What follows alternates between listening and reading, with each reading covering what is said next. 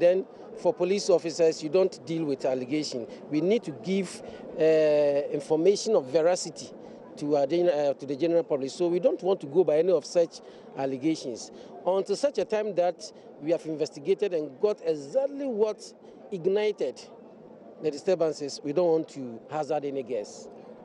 Have you had any record of casualties? We have records, or we have reports of injuries, some critical. For now, we are yet to have any confirmation of fatality. So nobody is dead? We are yet to have any confirmation of any fatality. Because the information we have is that 4 people are dead, and obviously people are anxious. There are relatives who want to know what is exactly happening here. We can't confirm that at all. We can't confirm 4 dead.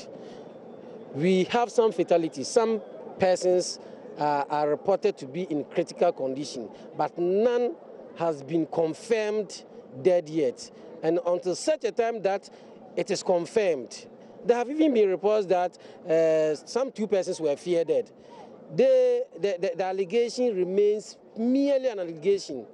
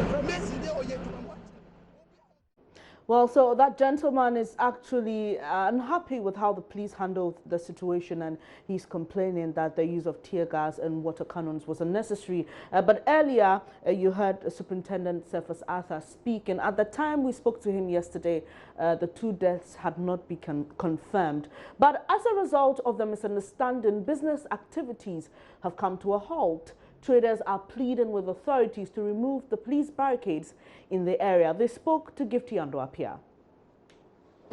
Here is a Ghana police bus that is just moving, and I see a number of policemen in there. It appears that we're going to have heavy security presence here for some time now. And that is the barrier that I showed you earlier. We've just moved farther away from that barrier, and we're moving right into the heart of the place where the incident happened yesterday. If you follow me, I have a couple of young people here who are willing to talk to us about what happened yesterday. Very strong, vibrant young men, and I'm just going to stand with them and have a very quick chit chat.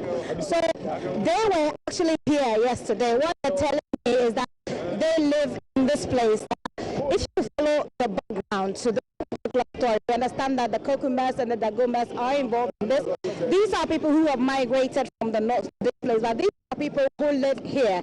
They are people of the Garland, if you like, and they have some few concerns to share. Thank you very much for joining us. What's your name, please? I'm Neo Shukwansa. Neo Shukwansa. Yesterday, were you here when the incident happened? Yes, of course. What did you see? Okay, we are here about 4:30 p.m. Around 4:30 p.m. and we saw some people running towards our palace, and we asked them what happened, and they said they are fighting the Konkoma between Konkoma and Gombes, and we asked him what happened because it's a Konkoma, and he said because of a phone, one stole some Gombes, one of the Gombes went and stole some phone from Koma's people, and they saw him, so they beat him. And later on, they released him to go. Unfortunately, they were there. No, they came and the Gombes too came and attacked the Konkobes. And we are in Accra here, entertaining these people here. It's very, unfortunately, very painful for guns, because as a gun, how can you sit in Accra here, central of Ghana, Accra, capital city, and the Gombes and Konkobes people are fighting in front of our city, middle of our city.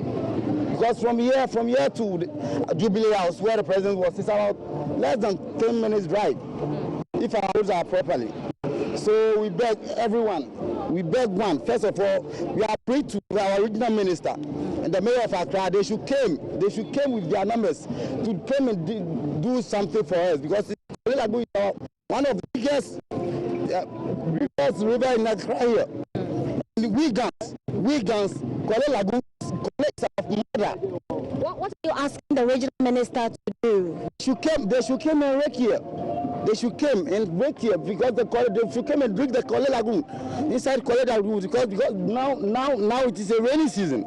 There will be a plague fracture. What has the Kwale Lagoon to do with what happened yesterday? What's the relation? They are doing it. They are fighting inside Kwale Lagoon. Because the lagoon was there, and they are afraid. Okay. They are afraid lagoon with sawdust and tons. Okay. So they filled the lagoon with sawdust and filth, and they're living on it. So asking the mayor and the minister to do to come there. Okay. But we've seen that this has happened here in this country. They try to move them, but it's not that easy. So there's something. In Accra, it's our capital system. Everybody have right. Every Ghanaian have right to come to and work. Yes.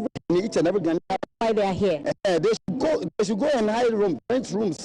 They rent around Accra. They can come here morning to come and do their work. Even they go back to their office.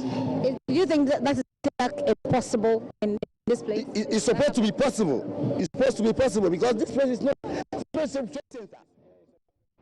So those are some residents of Agbogbloshie and its environs speaking to my colleague Gifty Ando-Apia. As you may be aware, this is not the first time such clashes are happening at Agbogbloshie. In fact, in 2014 and 2015, there were some clashes there with so many injured, including a police officer. Now, let's speak to Albert Leo Young via Skype. He's in charge of research at WANEP, and he's been investigating ethnic conflicts involving the Kokumbas and the Gombas and others in the northern part of the country. Good morning, sir. Thank you for joining us.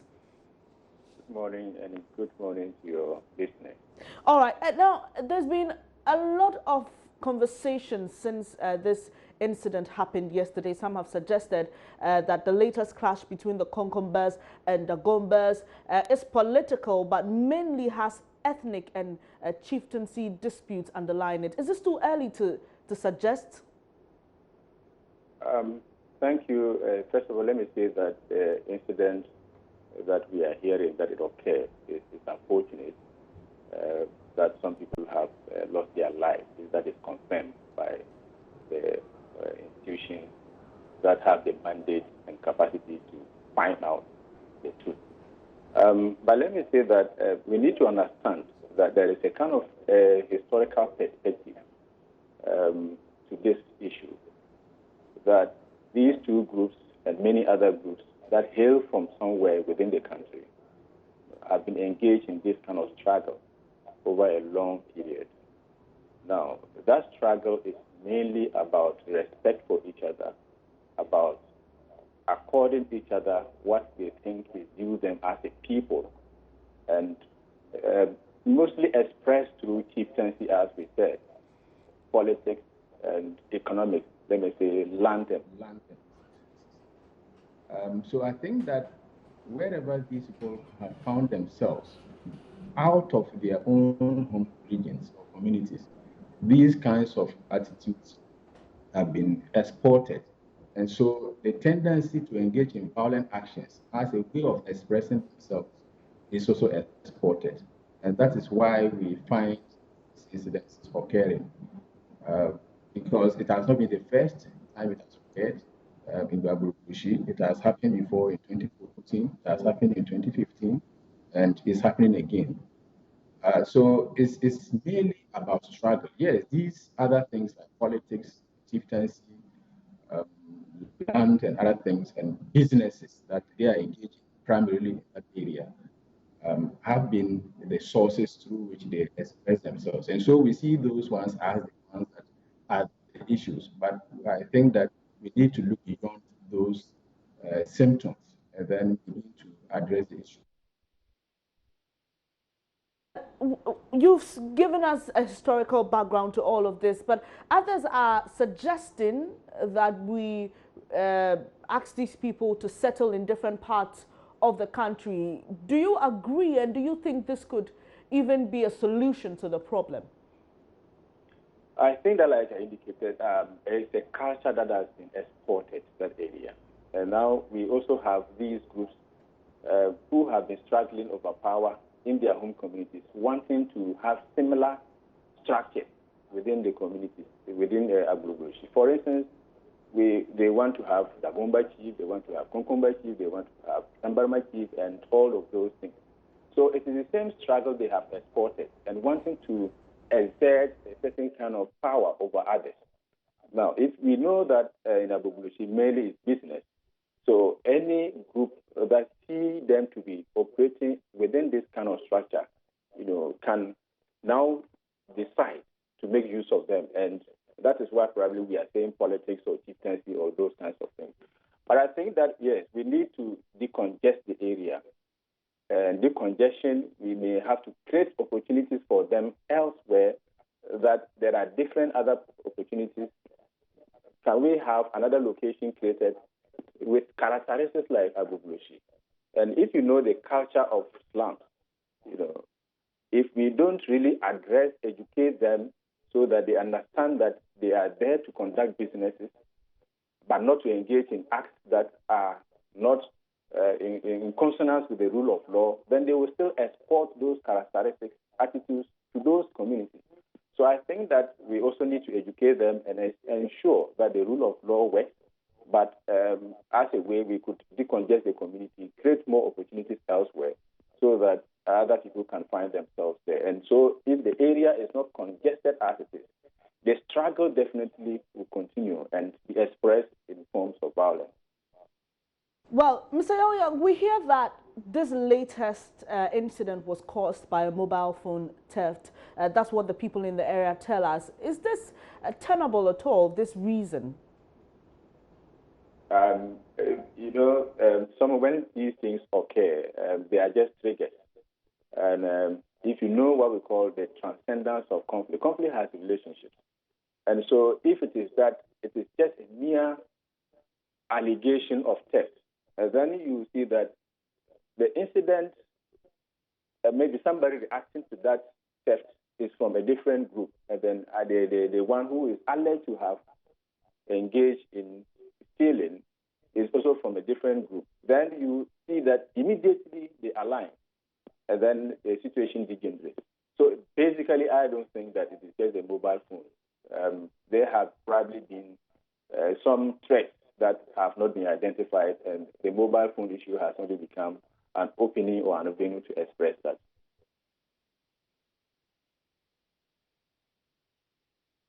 Of the area, and Mr. Van der Poel, he's suggesting that if we have people in high political office, and he mentioned former President Mahama and the current minority leader in Parliament, Haruna Idrisu, and Ambrose Derry, and all these people. If they come together, go to these communities and probably try to talk them out of these kinds of attitudes, we would see an end to the problem. Do you agree with him? That could be one way of addressing the issue. And let me say that there have been violent incidences in the north, and one can easily remember the Nkumba and Numba War in 1994-95. There have been several efforts at addressing the root causes of that incident. And I think that along the line, we might have been sleeping and not engaging the people over the period.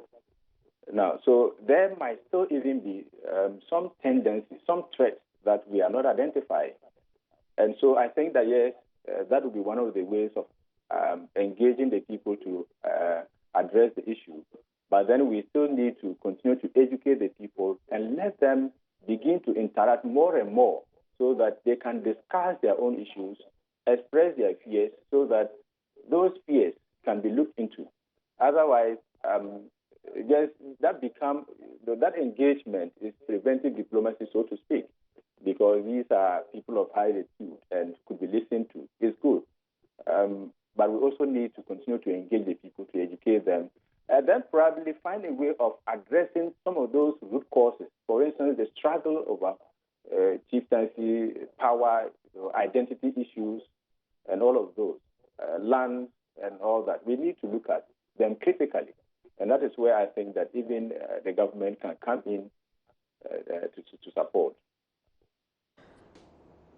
Wing Commander Nene Sogbojo, he said in talking about this issue that although there are political influences in the clashes between these two groups, the Kokombas and Dagombas, the overriding influence has been ethnic and chieftaincy disputes. Now, is it right to say that we will not see these clashes in other parts of the country where these two ethnic groups are located or have resettled until we solve the main chieftaincy and ethnic disputes? Again, like I indicated, some of these characteristics have been exported. But you also have to look at the structure of slums. Mr. Yao Yang, I understand, but I want us to be straightforward about this, because the argument is that these are the underlying factors. And my question is that, is it right to say that we cannot solve these other problems in smaller settlements until the main issue between the Konkombas and Dagombas is dealt with? That's why I indicated that if we begin to address the issue just as you think it is a minute, size, then you might be wrong. Yes, but first of all, at that community, those communities that we find these expressions, we need to be very stringent in how we deal with them. If it is a criminal issue, it's a criminal issue. And then we address to decongest, like we indicated, change the character of the communities that these expressions are coming on. Then we can also now attack or address issues back home.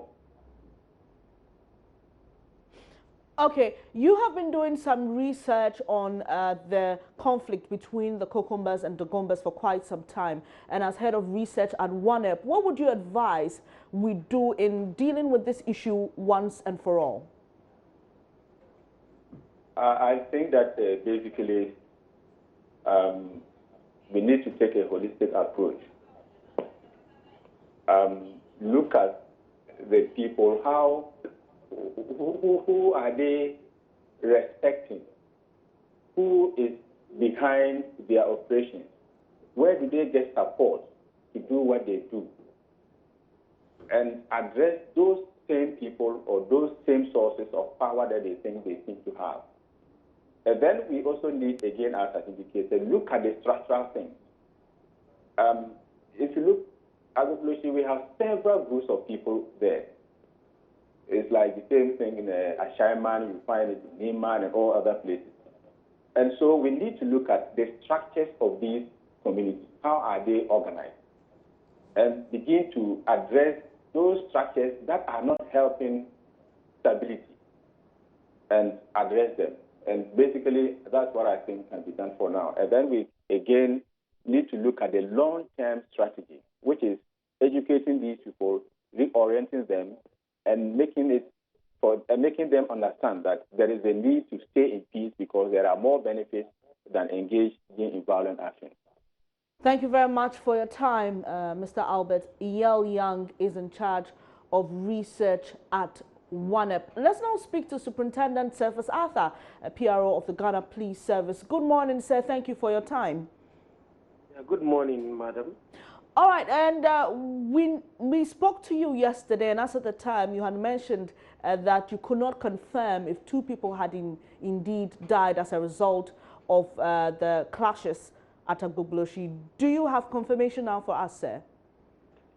Yeah, my information from the ground, from my bosses on the ground, is that we can confirm one case. One person lost his life. Okay, and what about those who were injured? We hear one woman, pregnant woman for that matter, was shot in the chest and was in critical condition yesterday. How is she doing, sir? I'm aware about that incident also, that one woman, pregnant woman, was also involved in the casualties. One person, he has been discharged from the hospital at Kolebu. One person, but I can't pinpoint whether it is the pregnant woman or the pregnant woman is still among those who are still on admission. But one person has been discharged, so we now have 7 remaining on admission. And I can also confirm that we have arrested 4 persons in connection with the incident now. Yesterday, at about or by 7:00 p.m., one person has been arrested. By the close of the night yesterday, 2 more had been arrested. At dawn today, one person was also picked up, and he had weapons and some rounds of ammunition with him, a pistol and some round of ammunition with him. He has been picked up. So in all, we can say that we have arrested 4 persons. Mr. Cephas Arthur, we spoke to one of the residents who is accusing the police of mishandling them while dealing with the situation, and for them, they think the use of tear gas and water cannons was not necessary. What would be your response to that, sir? It is early days yet for anybody to make any such allegation. It is interesting. I don't know whether you've been to Agbogbloshie before, and it's not as if it is a community settlement, just a settlement community and nothing else. It's about a community, a settlement mixed with commercial or business area. And somebody is saying that the police manhandled them. Manhandled who? Is it in the course of ensuring law and order when the perpetrators were shooting, were brandishing machetes, cutlasses, and slashing people here and there? And the situation was tense, and the police has arrived to quell the situation, bring normalcy. Is that what that's when he thinks that, or the person thinks that we manhandle them? Well, let us finish everything and take stock of what happened, and then we can put a finger on whether anybody was manhandled, whether police undertook the operation in a professional manner or something of the sort. But for now, we are more concerned about bringing peace to the place, which we have done, and sustaining the peace, which we are still doing. Exactly, and that leads me to my last question about how you're sustaining the peace. We've been there this morning. We realized the military and police deployments there. You've set up some barricades to check and make sure that people who are entering the business district are not carrying any weapons of the sort. But how do you intend to sustain the peace moving forward? Yeah, just as you have just even mentioned, we are going to be there. We are going to remain deployed there until such a time that we think it will be safe to re-strategize or to withdraw and do something else. Alongside that, the police is also dialoguing with the opinion leaders of the community. In fact, we started this even yesterday. We are dialoguing with them so that they can carry on with the peace-building process. And beyond that, as I heard your other contributors say, this is a bigger social issue that must be approached from that point, and that everybody, all stakeholders, must be brought on board. The opinion leaders, political parties, the government, the assembly, the media, the traditional authority, even the clergy, both Christian and Islamic clergy, must all be brought together to deal with the matter once and for all. Otherwise, we'll be doing firefighting approach all the time. When it happens, the police and the military will be called in and deployed to quell the situation. But is that what we want? That all the time it will happen and we go to quell? Don't we want to approach it once and for all? And if we can do so, then all these stakeholders must come together and play a part. All right, Mr. Cephas Arthur, thank you so much for your time this morning. Superintendent Cephas Arthur speaks for the Ghana Police Service. Still on the Agbogbloshie incident, security expert Dr. Nicholas Niokai says Ghana needs analysis to develop effective security strategies. Speaking on the AM show this morning, he said security agencies are having difficulties gathering intelligence. He emphasized that although Ghana has people to conduct these analyses, people are not doing their job.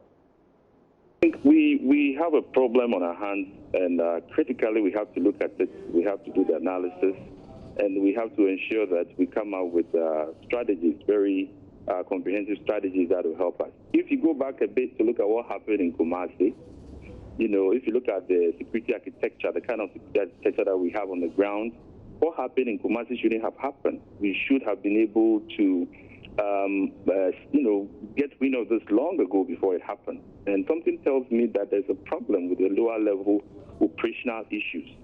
And if you fast forward a bit to what happened at the courthouse, you know, it tells you that something also went wrong. You know, how can you take about 13 or 10 people to a court and a courthouse, and you don't have, you know, enough men to protect the judge and the court premises? So it tells you that we have a problem, and this is an operational problem. First of all, if I should push it forward to what we're seeing now in Agbogbloshie, it tells you that we have a problem with intelligence gathering at the lower level. Why is this happening? And this is where I think the president and the government will have to look at issues critically. Is it being allowed to happen? Is somebody allowing this to happen? Or this is happening because people are not doing what they have to do? And I think the entire security architecture, especially at the lower level, will have to be looked at. I want to read partisanship into this thing. I'm a Ghanaian, I know how we operate when it comes to politics, and something tells me that when it comes to lower level intelligence gathering, there's a problem. That was earlier on the AM show. You're watching Joe News Desk. I'm Benis Abu Baid. We'll take a quick break. When we come back, we'll be talking about Galamsey and the fight against it.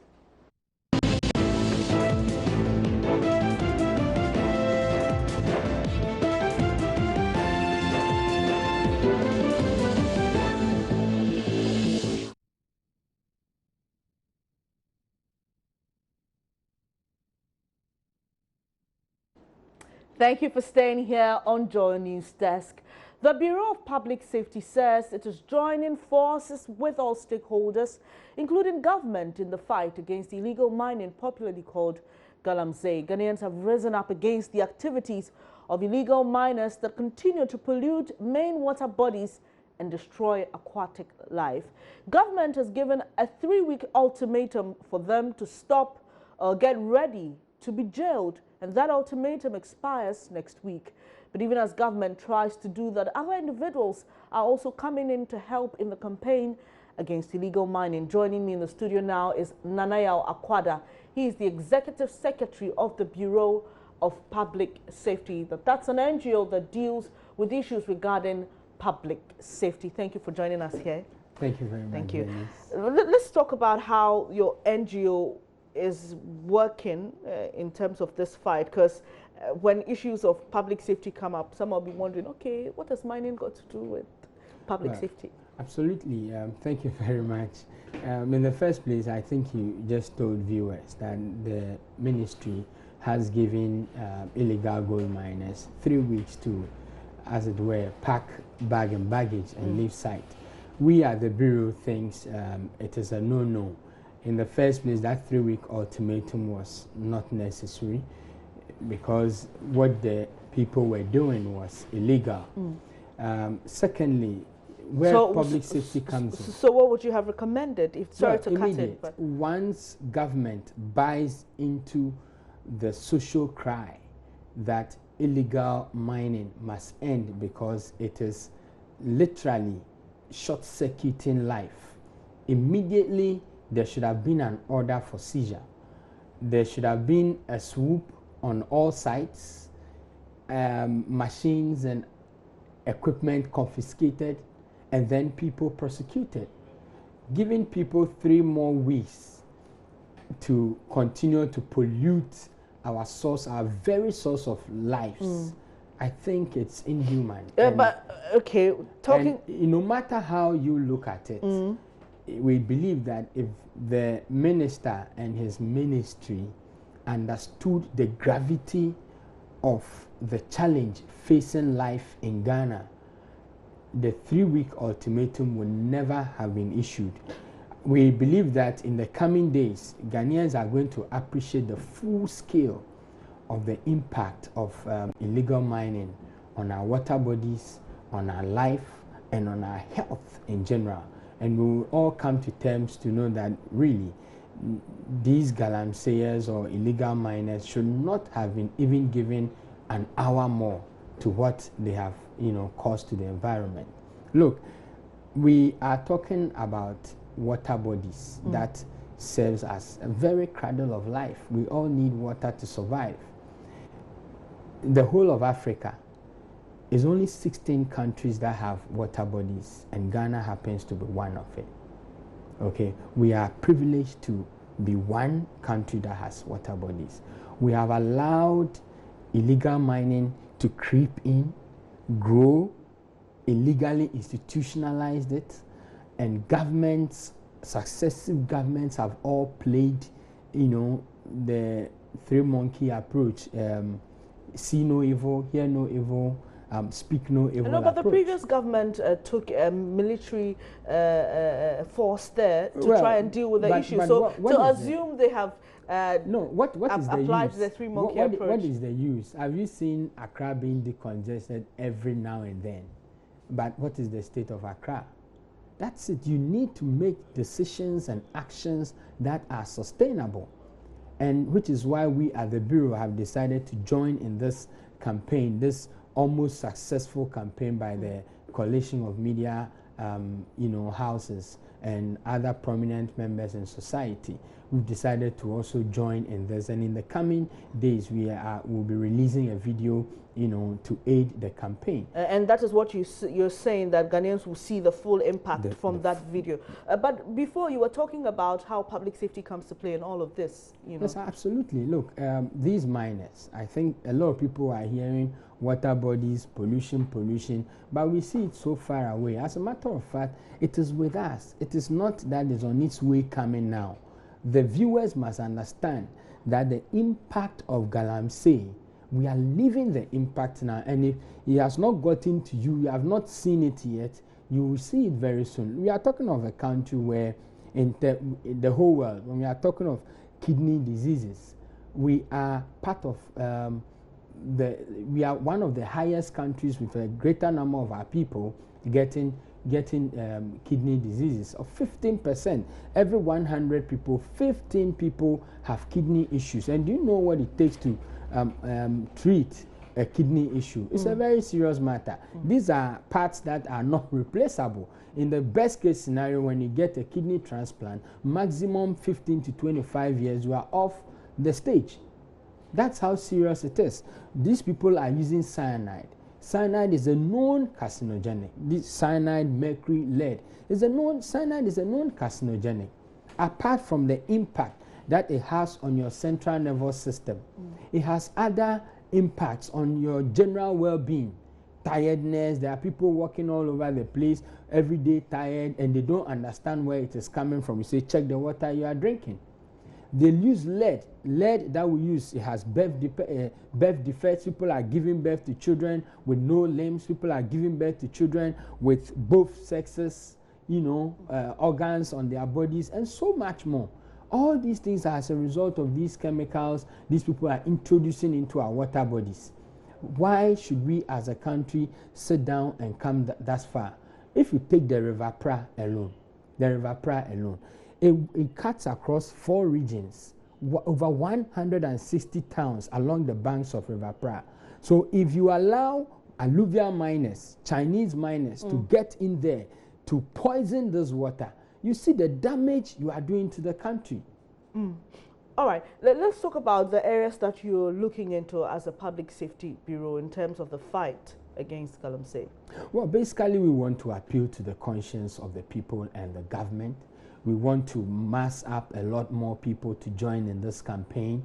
We are looking forward to, of course, the undesired expiration date given by the minister, that if that date comes and we do not see a concise, a decisive action, an effective action against galamsey, we are looking forward to getting everyone on board, including the Trades Union Congress, and everyone on board. It's about time that we all sit up and speak to the face of government to take action.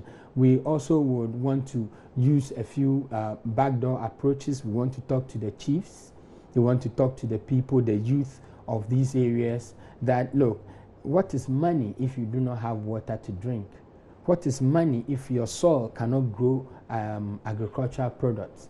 One day we'll all wake up with all the money in this world and yet with no water to drink. So that is generally how we are going to approach this, to appeal to the conscience of the mass of the people to join in this fight. How do you intend to do that? Well, that's what I told you, that we'll be coming up with a video documentary. Basically, we are picking up pieces of other documentaries made. We are going to run an effective and emotional voiceover on this video and circulate it via social media. We will also then begin to do this visits to the chiefs and people of these areas, and I'm going to lead that with other regional directors of the bureau to speak to these chiefs to bring to life what really they are causing mankind. The best. And Nanayo, you think they don't know?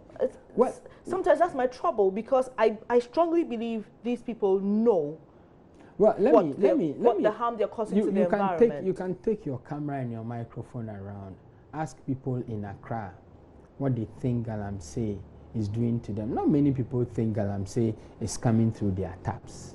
Not many people think that as a result of the pollution, we now have to dose loads of chemicals into water to make it colorless. Not many people know this. So when we bring it to them that, look, this thing is not as far away as you think, it is that close.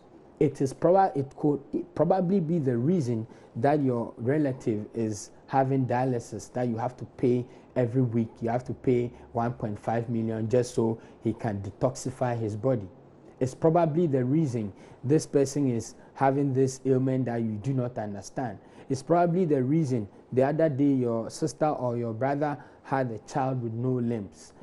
Those things are the things that will appeal to people. But for now, even if you go to those galamsey areas, they all tell you, the government is not bringing us jobs, and so this is our only, so why don't they go sell cocaine? Because they know that the government is hard on cocaine. If you are grabbed with cocaine, that's it for your freedom. And so once government has not descended heavily on this menace, as it has descended on other menaces, these things are going to come. So you think the initial approach has been too relaxed? I think relaxed is a very charitable. It's an understatement. Yes, it's an understatement. So what do you think it has been?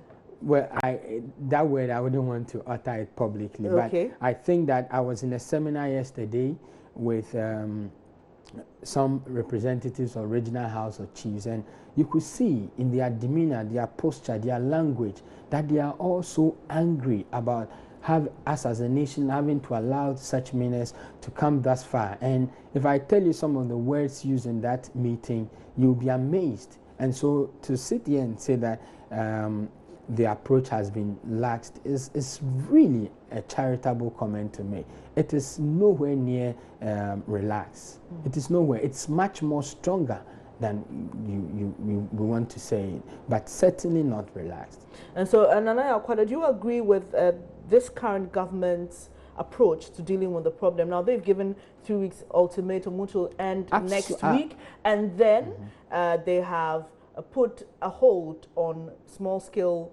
of issuing small-scale licenses.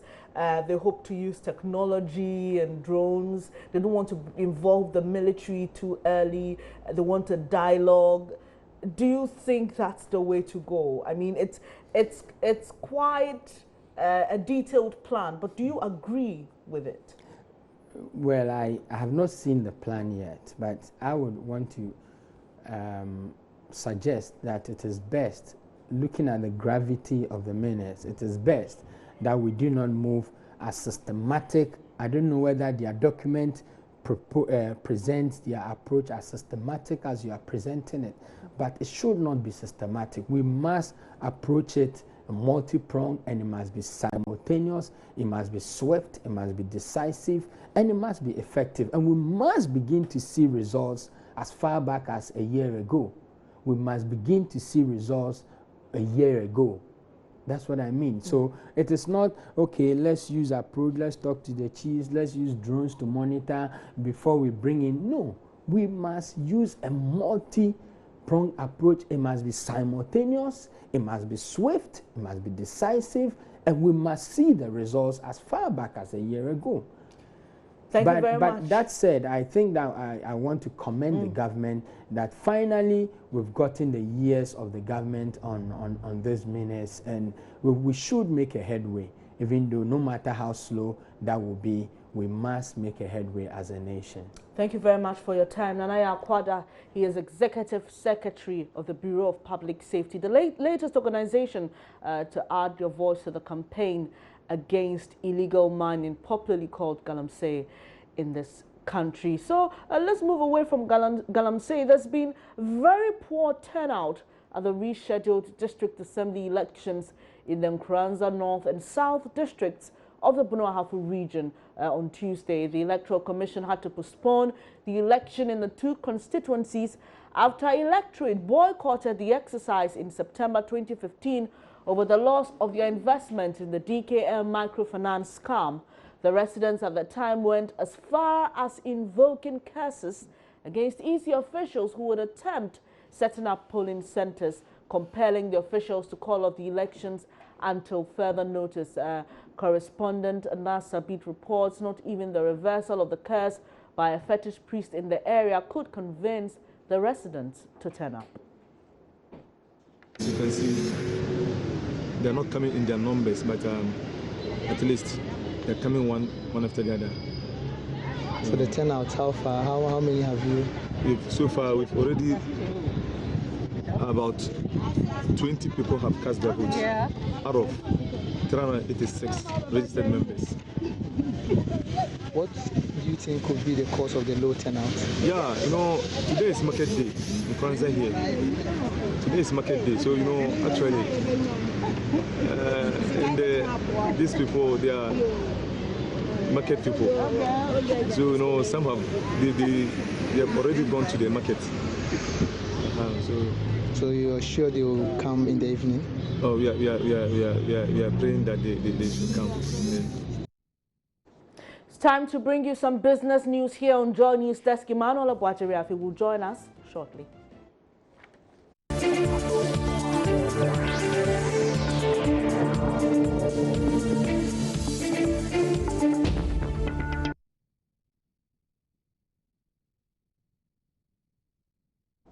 Hello, good morning to you. Welcome to Business The Agric Ministry says it will turn to the Bank of Ghana to ensure that production and payments to cocoa farmers do not suffer. It follows fears Cocoa Board may be struggling to meet its financial obligations following the depletion of the $2.2 billion cocoa loan facility.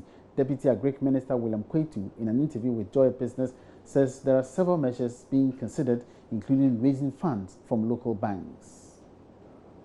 And in my ministry, I guess that we're going to be very serious with whatever we do, particularly with production, and then anything that has to do with anybody's relationship with farmers. If you go in to buy cocoa, we don't want a situation of going to credit, and then some people even run away, collect the cocoa and run away without paying farmers. And next time you see the company there closed, they can't be asked, no, it wasn't our company that was here. So many questions. If we find anything of that sort with them, I think that the rules will be applied. Oh, no, but there's also a question about, just like in the oil industry, whether it's good to allow these manufacturing giants to also directly buy from farmers, and that there should be other intermediaries because they could end up dictating the prices and all those things. What do you make of this concern that is out there? Yes, I think that in your prelude to this question, you made mention that the syndicated loan is becoming a challenge now. Yes, and so if you don't act fast, there may come a time that maybe Ghana will go onto that market and will not be able to source that loan. And if you are not able to source for that loan, the Ministry of Finance has begun work to improve insurance regulation in the country. This will be done through the enactment of the Financial Inclusions Regulations Act 2017, which is expected to boost confidence in the industry. Speaking to Joy Business at the 4th Life Insurance Conference in Accra, Deputy Finance Minister Abnal Seyesari disclosed the insurance penetration level in Ghana is still very low and needs improvement. Insurance penetration in Ghana remains low due to what some industry players say is a lack of confidence in the sector.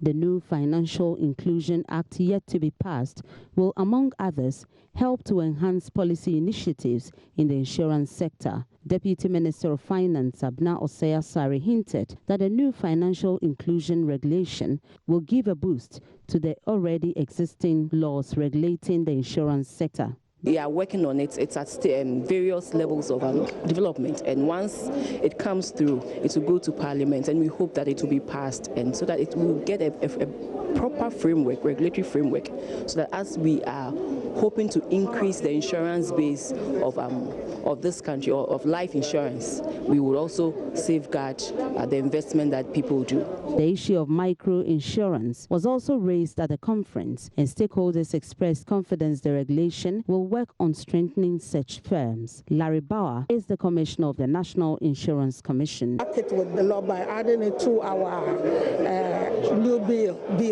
the new bill, not act. We already have an act. So, but we're working on a bill to incorporate the new developments that have come. So for now, we don't even have a company that can sell just microinsurance. It has to be a window within the old companies. But I want to get to where you can set up a company just to sell microinsurance. But we've set out, they're already selling. We started from 2011. We started from 2011 when we had about 11 companies underwriting. Now we have about 13 companies underwriting microinsurance. Then we had 6 products. Now we have 29 products. In 2011, we're covering 1.7 lives. Now we are covering 3.7, and we are still counting. She also used the opportunity to encourage insurance companies to make use of available technology in order to get more people insured. This year's 4th National Life Insurance Conference is under the theme, Extending Coverage of Life Insurance in Ghana, a Collective Responsibility.